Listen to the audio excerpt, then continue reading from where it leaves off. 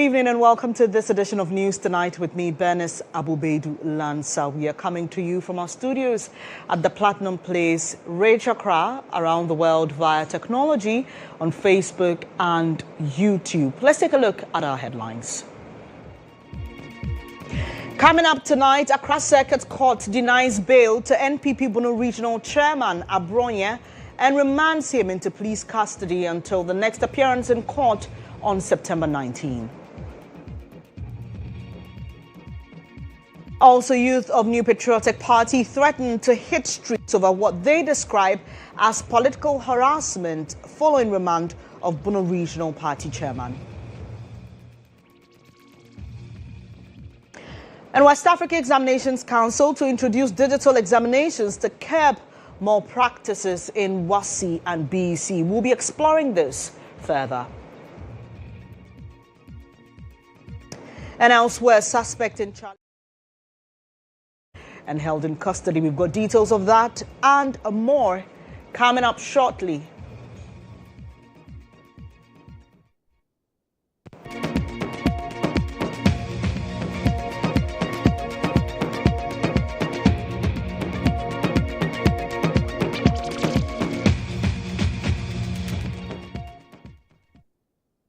I'm grateful for your company. Let's start off from the West African Examination Council's announcement to introduce digital examinations for the West African Senior School Certificate Examination. That's the WASI, and the Basic Education Certificate Examination, BEC. Now, it says this is part of measures to curb widespread malpractice. Under the new system, candidates will be expected to take their examinations on computers rather than on traditional paper-based formats, according to the head of public affairs at WAEC. The council has already engaged in technical discussions and plans to pilot the initiative with a smaller examination before rolling it out nationwide. I've been privileged to be joined by head of public affairs at WAEC, GHOne, to explore further how this is really going to pan out. Grateful for your time this evening, sir. My pleasure to be with you. Right, and I just want to understand which of the examinations are you hoping to use as a pilot program for this initiative? So we have the general and advanced business certificate examinations. These are smaller exams that do not have a large candidature. So that is what we want to start the pilot on. And we are going to do that in the major regional capitals where we are short of internet connectivity. All right. I'm glad you mentioned internet connectivity because the first thing that came to my mind when I heard this announcement. We know it is a big deal. Even for many schools across the country, ICT education is nothing to write home about. And so I'm just wondering on what foundation, digital framework you're hoping to build this initiative. Well, there are the technical team that we are speaking with have tried this in some other parts of Africa, and they have given us indications that no matter where we are going to conduct the examination, there are, modalities that are there for us to use, which will enable people, even in the remotest of our areas, to be able to access the examination using the internet. Now, for now, because we are trying to pilot in the regional capitals where we are short of internet connectivity, we are sure that we can use any of the networks that we have available in the country.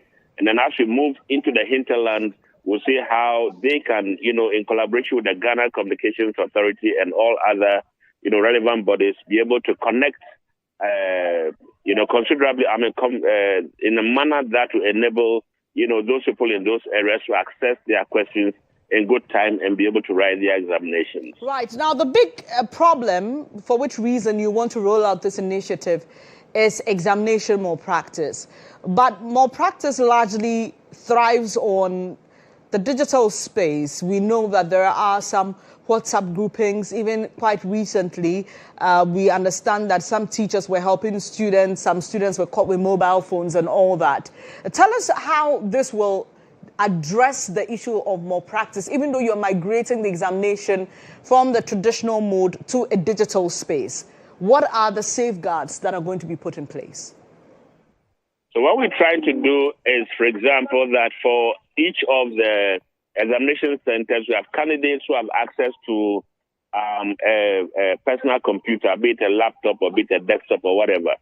Now, but we have a central unit in Accra here that has all the questions. And so there's one person who, at a click of a button, is able to circulate the questions across the country for everyone to receive them at the same time. So we can even synchronize, for example, the time that they are going to start work. So everybody starts at the same time. They have their questions that will appear on their, computers, and that is what they are going to answer. Right. Now, at what cost is this coming to us? Obviously, that is something that we are looking at. We certainly cannot bear the entire cost. The candidates may not be able to bear the entire cost. So when it comes to costing, I mean, for the small examinations, we are also looking at the cost element right now. It is something that is quite accommodating, if you want. But then when we move out into the bigger numbers, we'll certainly need a lot more funding in terms of providing the private personal computers, in terms of providing internet connectivity and so on and so forth. So there would be a time when maybe candidates will have to pay a little more, and maybe government will choose to support them in a way. I mean, for now, all of these things are still at the initial stages, and then we'll be exploring ways of ensuring that we're able to fund all of these things to the extent that everybody is able to write the examination and there wouldn't have any incidents of malpractice. Yeah. Do I get the sense that we don't have a rough estimate as of now of how much it will cost us to even pilot it? No, for now, the candidates who are writing these exams are mostly private candidates, and so they would pay for the examination. But when it comes to those in the public schools, that is when we'll be looking at, the cost element really in relation to what maybe we expect central government to provide for us. But as we speak, I wouldn't be able to put out any figures because it is early days yet. So you can't tell, for example, those who are taking the private exam you referenced earlier, you can tell them how much they'll be expected to pay this time around because there'll be a pilot of this digital initiative. We don't know. No, we don't know that one yet, no. All right. And we understand that WASSCE is just about to end. Since the last major update on arrests and issues of malpractice, is there anything major that has happened? Well, yesterday in the course of the mathematics examination, we were able to pick up 4 people from one particular examination center who were impersonating others. This is one major incident that has occurred. There are a few other reports, but they are not, I would excuse my use of the expression newsworthy. They are the normal things. I'll call them normal because we've seen them all the time, the foreign material that they bring in.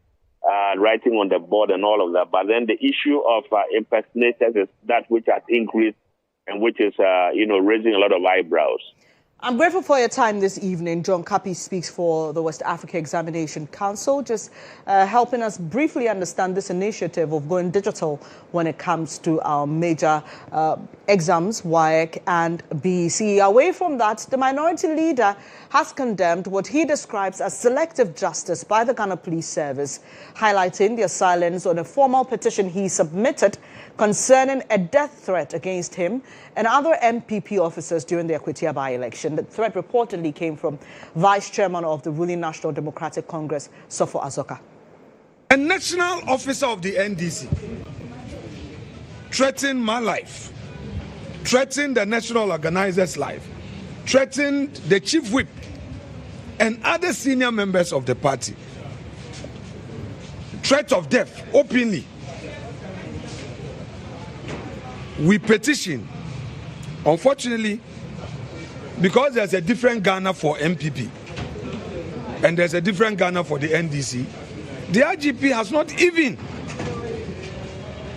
arrested the said officer. The station officer of the NDC in Akwatia constituency also repeated this said threat, but he has not been arrested, and that is what we see.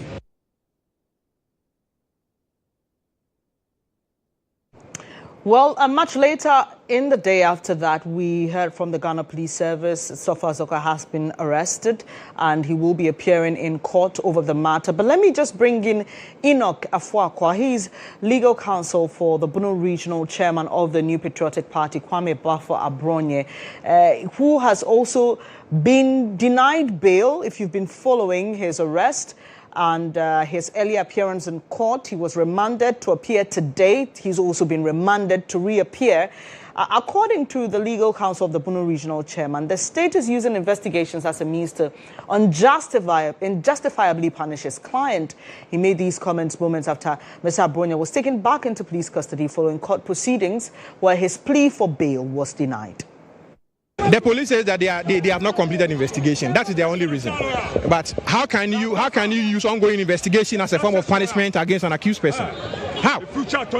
How can you use an ongoing investigation as a form of punishment against an accused person? It is unconscionable. Certainly unconscionable. They are only using bail as a form of punishment, detention, remand as a form of punishment against Mr. Abronye, Mr. Kwame Bafo. But certainly, one day, people will answer questions to date. Because, one, the power of arrest is not without recourse to law. The power of arrest is not without recourse to law. So, we are there. Yes, we have had conference with him. We believe that. No, we can go into that matter. But at least, once you saw the statecraft, you saw over 200 policemen deployed here just because of a misdemeanor matter. Has he committed treason? Has he been charged with any treasonable offense? Certainly not. So why must a statecraft using Black Maria? Yeah. Look at the number of FPU personnel.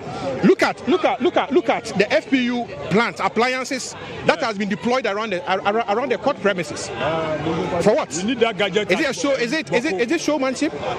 They should take you to where there are conflicts in Boku, in Binyiri, and other areas of the country where the states need to support ordinary citizens to restore their confidence as far as their defense and their securities are concerned. Not just to ordinary innocent persons. Certainly not. He's being kept in NIB cells. That is where he's being kept. From the one he has been kept in NIB cells.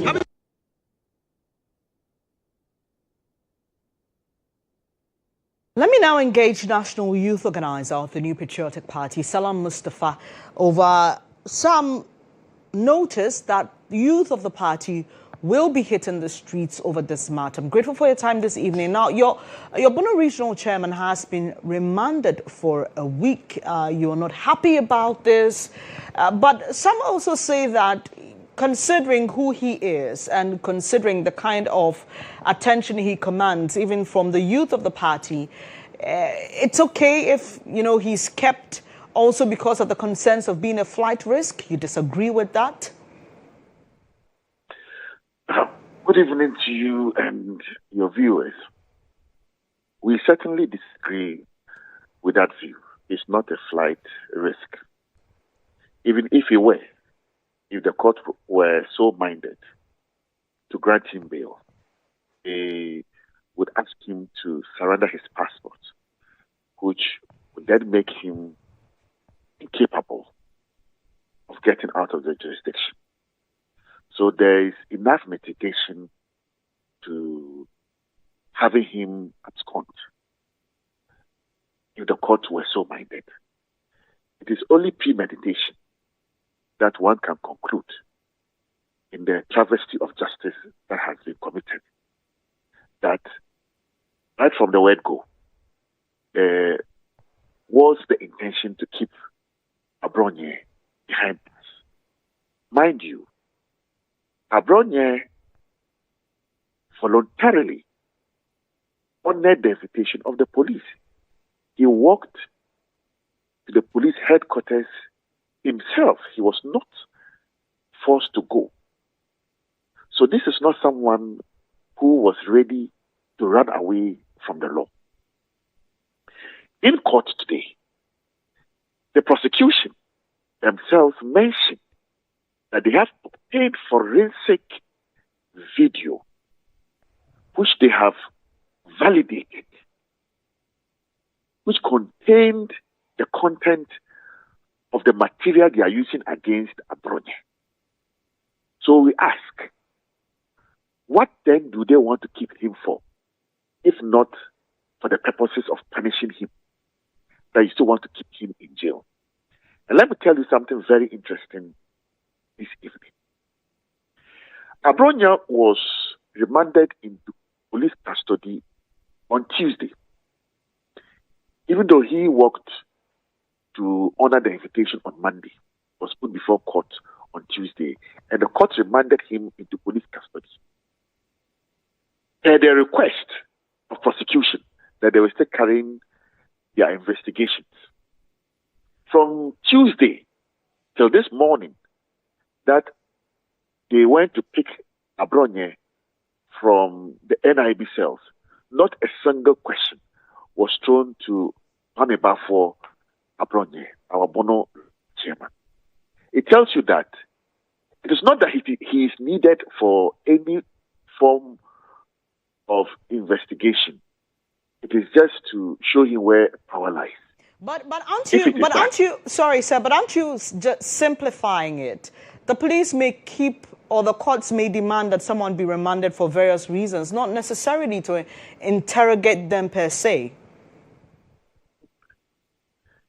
You claim that you are doing investigations. That is why you want him remanded. Yes, because he could possibly, because the understanding is that he could possibly interfere with investigations if he's not kept. I'm just citing a scenario. I'm not saying that as a statement of fact. I'm not saying that as a statement of fact. I am saying that if somebody is kept, I am giving you detailed information. Right. The charge sheet contains the case of the police that Chairman Abronya made certain comments on Ohia TV. The evidence show. Right. And that they have obtained that. So it is the case, it is the narrative of the prosecution themselves, not us. So the whole case is built on the comments contained in the videotape, which they have. Yet they say they still want to interrogate him. Okay. The police says, okay, go and interrogate him. Come back to court on Friday. And they never ask him a single question. Today they come back and say that you still give us Abronya to keep in our custody, even though we have all the materials we need to prosecute him. But you keep him. And we say that is unconscionable. That is right. And malicious. That is bad and should not be countenanced. Look, are you casting doubt on the court's capacity to read between the lines? Are you saying that the court is treating Mr. Abronya unfairly? We are saying it is travesty of justice. It is miscarriage of justice. When the judge heard the argument for and against, the judge himself admitted that the two counts were misdemeanor charges. And we all know that misdemeanor are very small charges, if you like. These are trivial charges. So for you to keep someone, take his right away from him, we think that it is rather way too high-handed. As we speak, there is a petition to the IGP that contains a plea to arrest people who have issued threats on the life of the minority leader, our national organizer Nanabi, and the minority chief whip Anodopre, by the constituency communication officer of the NDC in Akwitia. Up to now, the young man is working a free man. Yet Abronya has been arrested and remanded into police custody because supposedly he's used insulting language on the IGP. That's all.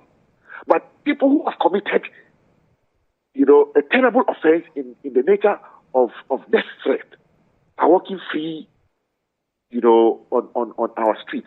This is why we say that there is power in what is going on, and that we are going to demonstrate against bias of the security agencies in this country.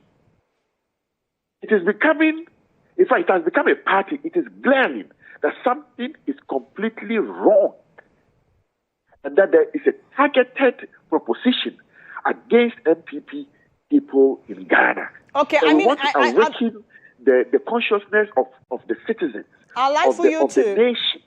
Right. I'd just like for you to answer this as simply as you can. Your colleague, Abronye, is in court, went to court over a matter. The prosecution brought its case. His defense lawyers also made an argument.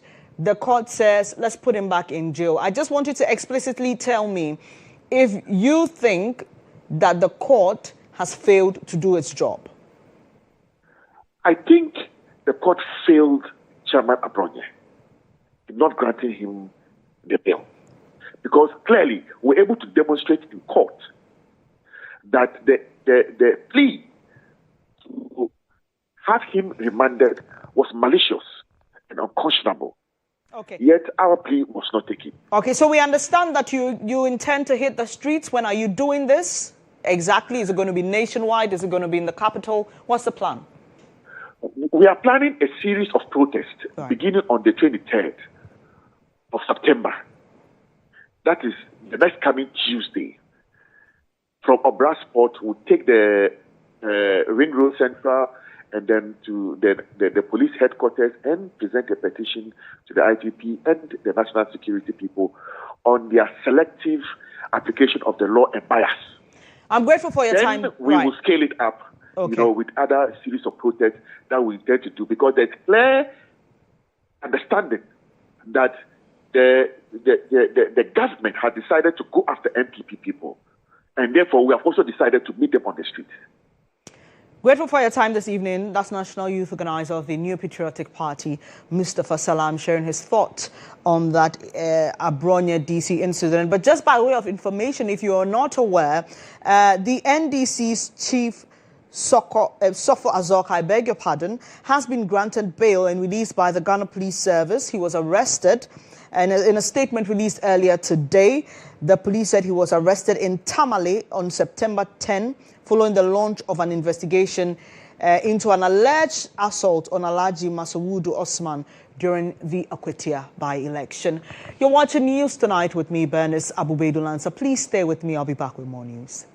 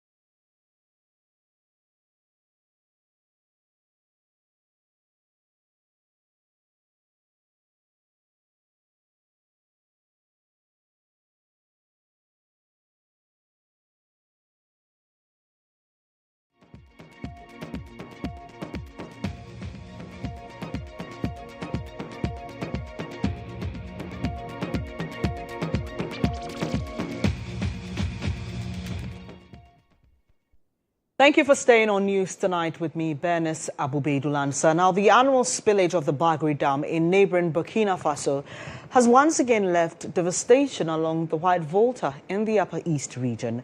Thousands of farmlands now lie submerged, forcing farmers to harvest prematurely or watch helplessly as their livelihoods are swept away. Many are now pleading with government for lasting solutions and support to survive the dry season coming up. The White Volta has overflowed its banks, not from rainfall, but from the annual spillage of the Bagri Dam in Burkina Faso. This year's spillage began on August 25, 2025, and within days, flood waters swallowed hundreds of farmlands across communities in the Upper East region. Maize, groundnuts, and watermelons, the backbone of rural families, now rot under the flood waters. Farmers like Awelinga Gabriel say they have lost everything and fear hunger during the dry season.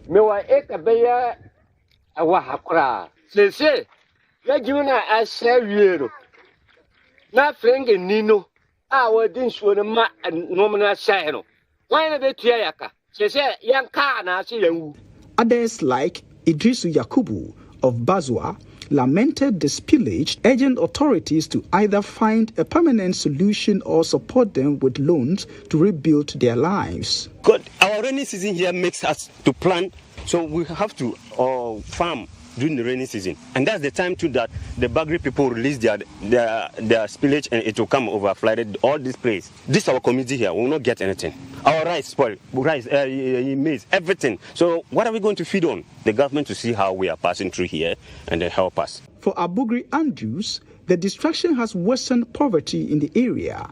He believes the government must work with Burkinabe authorities to provide irrigation and pumping machines to enable dry season farming. We are asking the government to at least extend his helping hand to us so that we will be able to know what to do. Because as we are standing, we are stranded. We don't know what to do again. Our crops have been destroyed to the worst part. The National Disaster Management Organization, NADMO, has deployed teams under Operation Thunderbolt to assist with emergency crossings and rescue operations. From Kabore to Bazwa, one message is clear. Without long-term interventions, the Bagri Dam spillage will remain a cycle of destruction that drowns not only farms, but futures.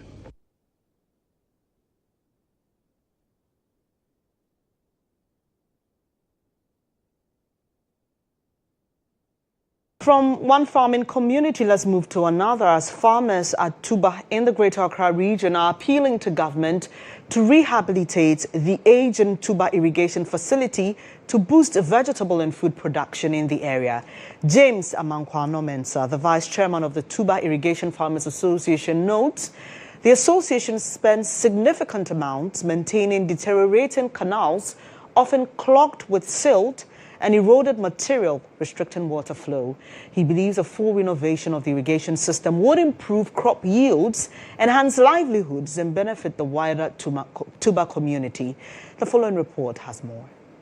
In 1983, the Tuba irrigation scheme channels water from the Densu River and Wager Dam through a 7-kilometer canal. The facility supports year-round vegetable farming and provides vital employment, especially for women in the Tuba community. The 800-acre facility supports over 230 farmers and employs more than 300 labourers who are paid daily or weekly. Farm labourers Sarah Addison and Efia Kamsin say these earnings are essential for household survival. Tomatoes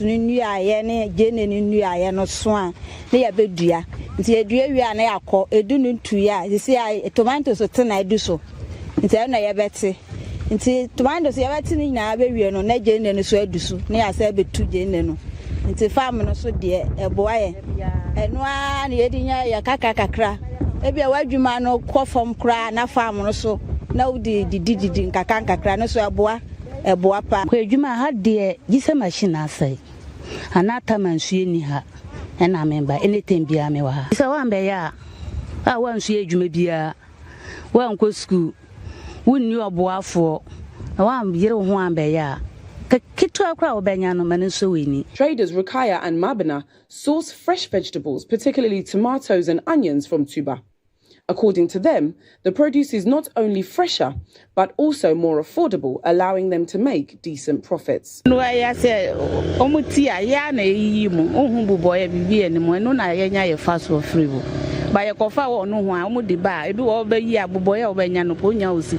But he said I had an abase, and who said to me do 1 week, 2 weeks, ubet to me at Tanya Osika. But the Omokofa free a crab by the every 3 days penny starting pro, but you are scanusunya. Toisino, Yakwa crash, see Anasa, Adano, a beam, Bauka and Kitten or prices on the man, or Tonga and so. Into Hane Yano. Na say ebane ebe den ebe hwehwe bi enti no wan ba ma hwehwe a woton enso local ne no muhwe ni sa na brongo ne de ne boy de say eba ekra ye chi sa ye nya bi. Since its inception, the irrigation facility has not undergone major rehabilitation of its reservoir or canals. During the news team's visit, several leaking pipelines were observed on the farm. Vice Chairman of the Tuba Irrigation Farmers Association, James Amankwano Mensah, stressed the importance of urban farming in tackling rising food costs nationwide. He made a passionate appeal for government intervention to restore the scheme and strengthen urban food production. GHOne yeshasi 1983 besine pumps na ya use wo pump station no bi mu ayedada nti anka abambebem na obeba bebuaye we pump dia anka GHOne ebekoso chain senior muhunu no ena ebio ye kana no sa time no na amanfo ni sa area no mu enti erosions ndoso besesia de erosion sensu tope na kana no ni nyina akova enti ye sre aban se ombeboa ye na ombeba abe cover kana no so omudi pipe betum na omo akova so se ne be ya. Mr. Mensah also expressed gratitude for the government's fertilizer support during the current crop season and urged continued provision of inputs to improve yields and bolster food security.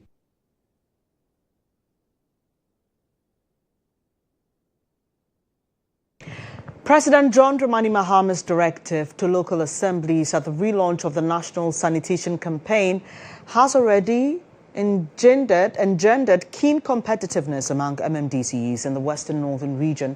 The Municipal Chief Executive for GHOne, Dominic JC, says this vision requires collaborative effort from all residents if the municipality is to claim top spot. The call to action is loud and clear. Keep Ghana clean. President John Dramani Mahama officially challenged local assemblies work harder, compete, and earn recognition through the upcoming Cleanest Award. At a Meet the Press session in GHOne, Municipal Chief Executive Dominic JC said the president's initiative is a bold step toward improving sanitation nationwide. But he was quick to add that the vision can only succeed if every resident actively participates. It is a collaborative effort that we'll have to put together that we're able to achieve that target. We must all put our heads together, put effort together, so that our names will be mentioned among those who will be performing creditably there in this whole initiative. The MCA acknowledged the vastness of the municipality, but assured that measures are being rolled out to improve waste management and hygiene practices. In GHOne, so I can speak to it. We have not ended it. They are still going about actually putting people on their toes, surcharging those who are falling foul of this whole initiative. Away from sanitation, Dominic JC also raised concerns about illegal mining, which continues to threaten the environment, and called on the media to join the fight to protect the area's natural resources.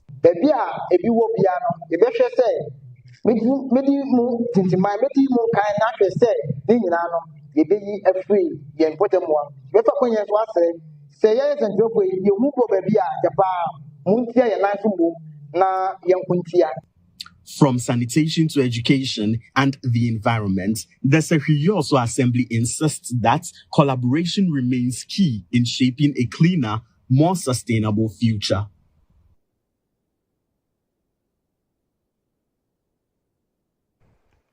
Now let's let's go to the Upper East region, where the Azimbe Health Center is strengthening its commitment to quality healthcare delivery. In partnership with the National Health Insurance Scheme, the center has organized a capacity building training for its staff at the Zebila Main Hospital in the Boku West District. Is part of Azimbe Health Centre's efforts to enhance its healthcare delivery services and ensure that clients receive the best possible care. By familiarizing staff with NHIS policies, the health centre aims to streamline its operations and improve client satisfaction. Speaking at the training, Acting Claims Manager for NHIS for the 5 northern regions, Ishaku Abdul Majid, noted that the training will help prevent manipulation and unauthorized increments of services by healthcare facilities. According to him, the training will ensure that healthcare providers adhere to NHIS guidelines, promoting transparency and accountability in healthcare delivery. When we guidelines, so there's a tariff structure we use. And every tariff condition has a tariff. So sometimes you see them applying a wrong tariff for a particular condition, which translate into a very high cost to the scheme. So all those things, they don't pass our hands. We ensure that we adjust them at our level. But they need to know why we are doing that and then why they should, make amends or ensure that they submit clean claims, apply correct tariff for various conditions. The General Administrator of Azimbe Group of Companies, Atiewini Emmanuel Adoliba, assured residents of the company's commitment to delivering quality healthcare services. He urged residents to have faith in Azimbe Health Centre, promising that the facility will continue to strive for excellence in healthcare delivery. So we are doing a lot to serve the community, but he has seen that we don't want to go contrary to the health insurance or government policy by abusing the use of our healthcare delivery. So he has come out with a policy inviting the health insurance authority from CPC Tamale to come and train us on how to do our claims, to submit clean claims, not to forge and abuse the use of medicine. So that we will be online of their directives and their policy guidelines.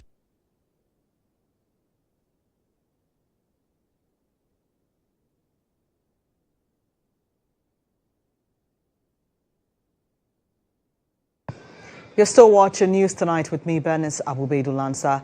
Students of Wariyanga in the Tempane district now have access to a fully furnished ICT laboratory to enhance teaching, learning and innovation. The facility, commissioned by MP for Tempane and Minister for Public Sector Reforms Lydia Lamisi Akanavreba Adakudugu, is expected to transform education in the area by providing modern tools for research, digital literacy and skills development. Prostate cancer is a significant health issue in Ghana with high prevalence and mortality rates. In 2020, 1,031 prostate cancer deaths were recorded, representing 0.59% of all deaths. Awareness of prostate cancer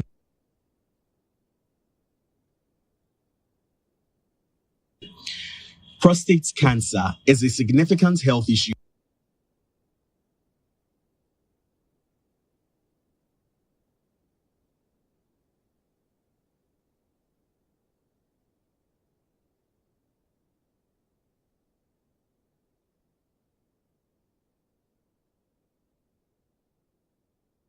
Sincere apologies about that. That was rather a story on prostate cancer. We'll bring that to you much later or in subsequent bulletins. But the media has been urged to rise above sensationalism, misinformation and partisanship to champion peace, democracy and national development. At the 3rd Bono and a Half Regional GJA Awards, which crowned Biya Mukusa Ali of the Daily Graphic as overall best journalist for 2024, speakers maintained journalists are duty-bound to discourage conflict and build unity through responsible reporting. The Bono and Ahafu GJA Awards once again highlighted the central role of the media in shaping public trust, accountability, and national cohesion. The event held in Sunyani honored excellence in 13 categories as media practitioners were asked to remain architects of peace and guardians of democracy. By promoting accurate, balanced and responsible reportage, we can help de-escalate conflicts, challenge stereotypes, and build bridges between different communities. Guest speaker, Bishop Dr. Richard Osu-Achao, cautioned against careless reportage, describing it as fuel for communal violence and conflicts. We may be sitting on some time bombs as we are predominantly saddled with myriads of chieftaincy conflicts.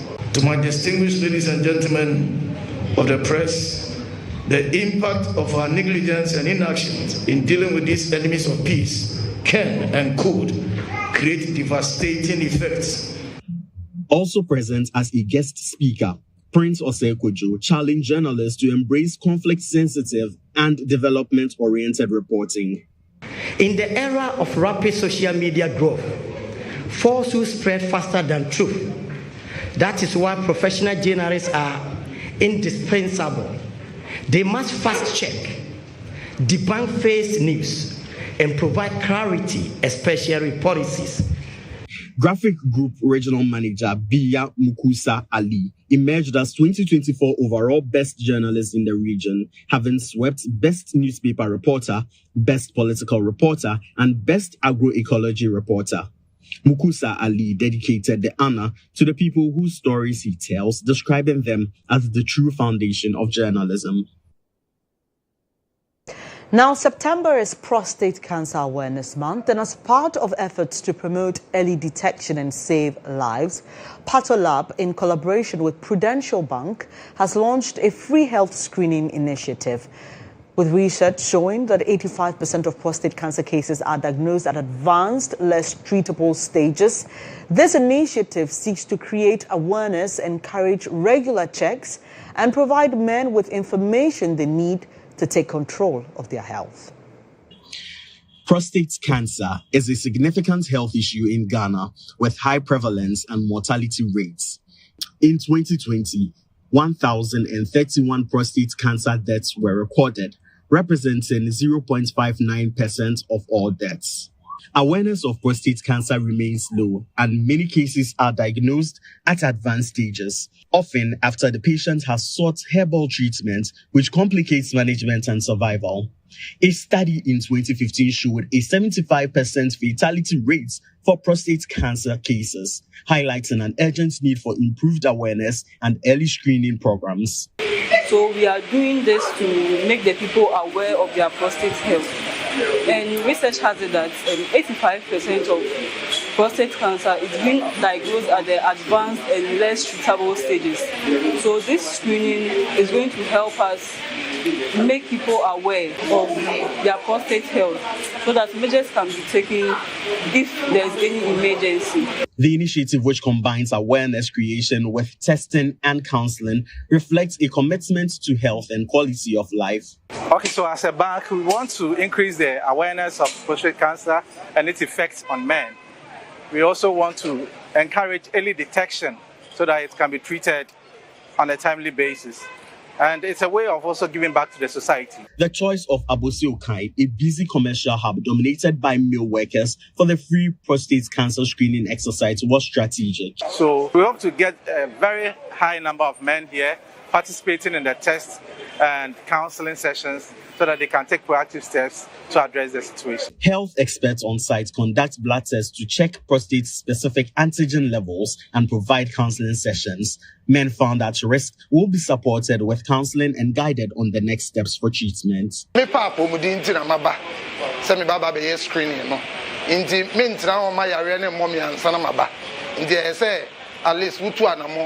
Now obey screening. In our case, and more fiamu in the sense I guess Uda Bear Nibicume Chakio Bomochuel, Robes Anoya, or I check Luna Gashi. Oshalo Odumosh. I wanted to know if there's something, if there's a problem, so that I'll start to work on it. Prudential Bank is therefore urging men, especially those within the most vulnerable age brackets, to make periodic testing a priority because early detection can make the difference between life and death.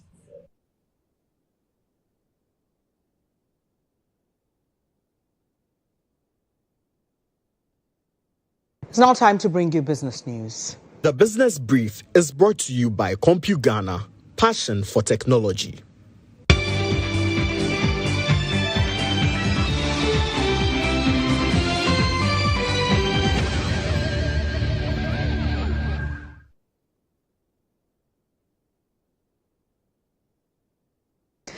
And in business tonight, Malaysia has signaled its commitment to expand trade relations with Ghana.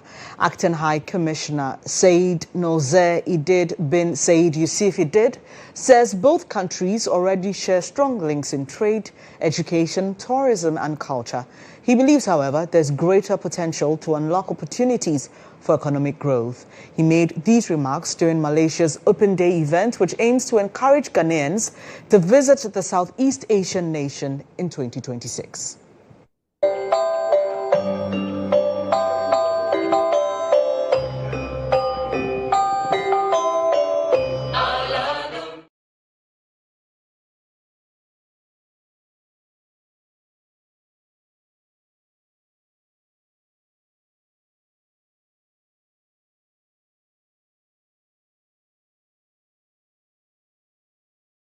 $3.3 million. During the Open Day event, designed to court Ghanaians to visit Malaysia in 2026, the Acting High Commissioner of Malaysia to Ghana, His Excellency Said Nozer Idid bin Said Yusuf Idid, emphasized that there is more for both countries to achieve through expanded trade. This period, we highlight the key areas that bring our nations closer together: trade and investment, education, tourism and culture. On trade and investment, creating opportunities for growth. A key pillar of our relationship is our shared commitment to development and prosperity. Malaysia is eager to explore new avenues for trade and investment with Ghana, and today we aim to showcase the exciting opportunities that await our Ghanaian partners. The Acting High Commissioner used the occasion to urge Ghanaians to consider further studies in Malaysia due to its world-class universities and tailored courses that prepare individuals to be globally competitive. Malaysia is proud to be home to a growing number of international students, including many from Ghana. We offer a diverse array of world-class educational opportunities, and we encourage Ghanaian students to consider Malaysia as a premier destination for higher learning. Our universities and institutions provide a rich environment for academic achievement, critical thinking, and cultural exchange. The event was attended by members of the diplomatic community, business leaders from both countries, private individuals, and others.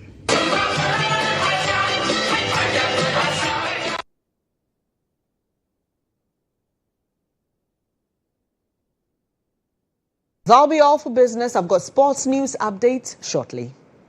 The Business Brief was brought to you by CompuGhana, passion for technology.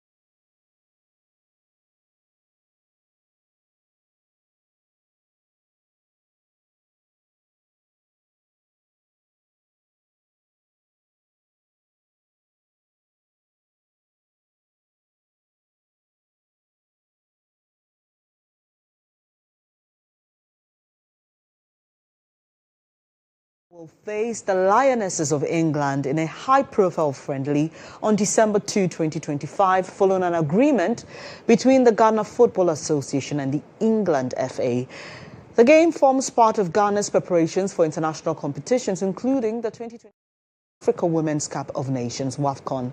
After reaching the semi-finals of the 2024 WAFCON, the Queens are eager to build on that success and cement their place among Africa's top teams. Head coach Kim Lars views the clash as a chance to measure his squad's development, identify areas for improvement, and give the players vital exposure.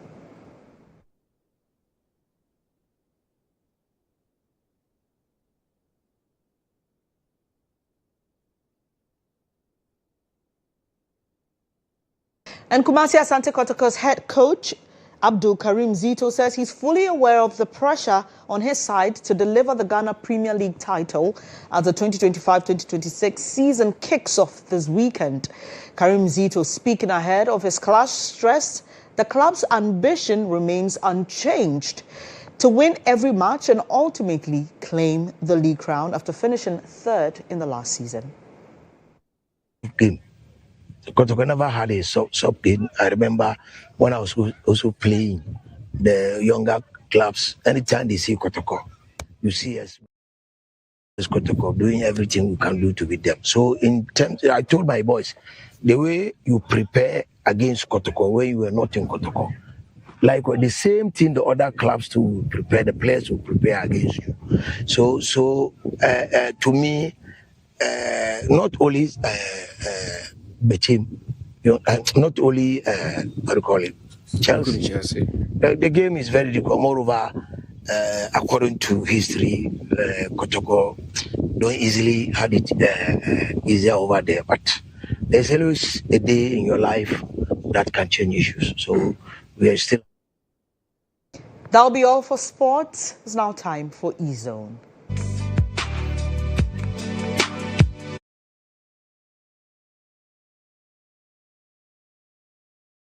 MP for K2 South, Ablajifa Gomashi, has expressed concern over what she describes as Ghana's underappreciation of our first president, Dr. Kwame Nkrumah.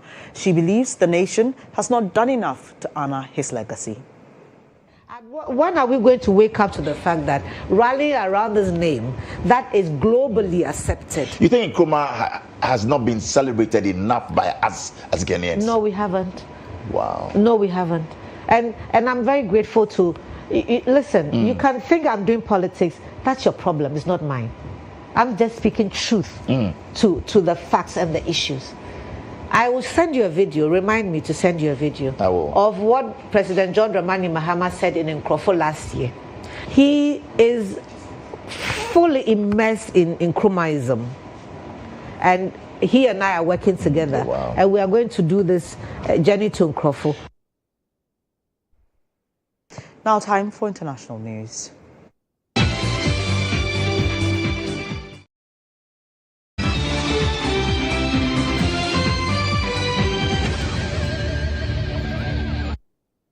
Governor Spencer Cox has confirmed the suspect in the killing of conservative commentator Charlie Kirk is now in custody. The suspect has been identified as 22-year-old Tyler Robinson from southwest Utah.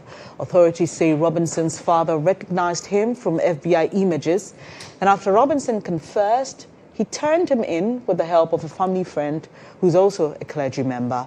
Governor Cox praised the family for doing the right thing. Investigators say Robinson had grown increasingly political in recent years and admitted he disliked Kirk. Evidence gathered includes shell casings with disturbing inscriptions which said, "Hey, fascist catch," among others.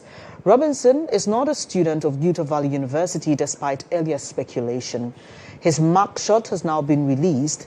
The FBI says the quick arrest marks a historic progress in the investigation as it was 33 hours after the shooting.